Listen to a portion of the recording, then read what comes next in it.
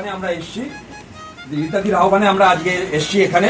তো আমরা এবারও 15 জন বোনেদেরকে নিয়ে শুরু করব আমাদের এই আস্থাজ্যোতি প্রকল্পে, আমাদের এই স্বনির্ভর প্রকল্প। অভিনন্দন জানাবো সবাইকে, এবং এটা আমাদের একটা ভীষণ আনন্দের মিতালি। এটাকে একটু ভিডিও করলে খুশি হবো।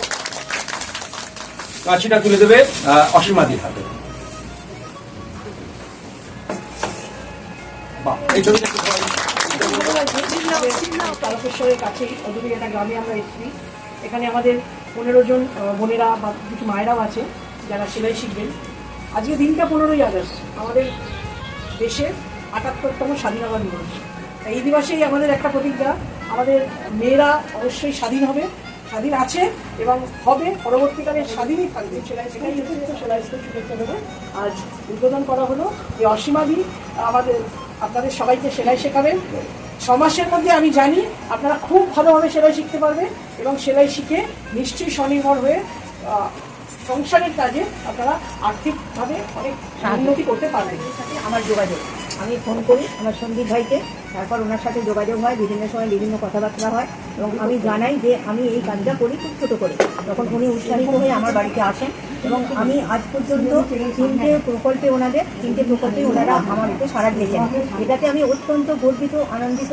আমি সারা জীবন একা যে কাজটার জন্য লড়ে এসেছি, আজকে আমার ভাই বোনেরা আমার সঙ্গে আসে। উৎসাহ আর উদ্দীপনার সাথে বোনেরা এখানে শিখবে।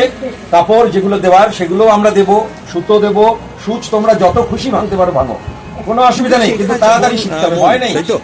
মৌ আমাদের একজন শিক্ষার্থী, 15 জনের মধ্যে একজন। মৌকে আমি বলবো, মৌ কেমন লাগছে?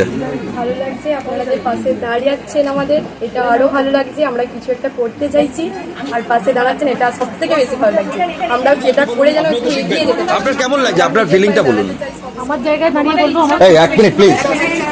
2020-তে আমি স্বামীকে হারিয়েছি, তারপর শ্বশুর শাশুড়ি 3জনকে হারিয়েছি। আমার 2 ছেলে, বড় ছেলে এবারে ফার্স্ট ইয়ার কলেজ, ছোটো ছেলে ক্লাস 6। সেই জায়গায় দাঁড়িয়ে বলবো আমার কাছে এটা স্বপ্ন। বাহ, আমরা এটা আমাদের কাছেও স্বপ্ন। আমরাও চাইবো যে আমরা কিছুটা একটু হলেও যেন আমরা আপনাকে এই স্বপ্ন পূরণের শরিক হতে পারি। তো এটাই আমাদেরও এটাই একমাত্র লক্ষ্য, এবং অনেক অনেক ধন্যবাদ আপনাদেরকে। সুখের চাদর এসে আমাদের স্বপ্ন পূরণ করছেন, আপনারা আমাদের পাশে দাঁড়াচ্ছেন, এটাই আমাদের খুব ভালো লাগছে। বাহ, চমৎকার। আপনি কি আগে সেলাই শিখেছেন? নতুন করে শিখবেন, কিন্তু আপনার উৎসাহ ছিল, ইচ্ছা ছিল যে কখন আমরা সেলাই শিখবো। যাকে অনেক শুভেচ্ছা রইল। আপনি?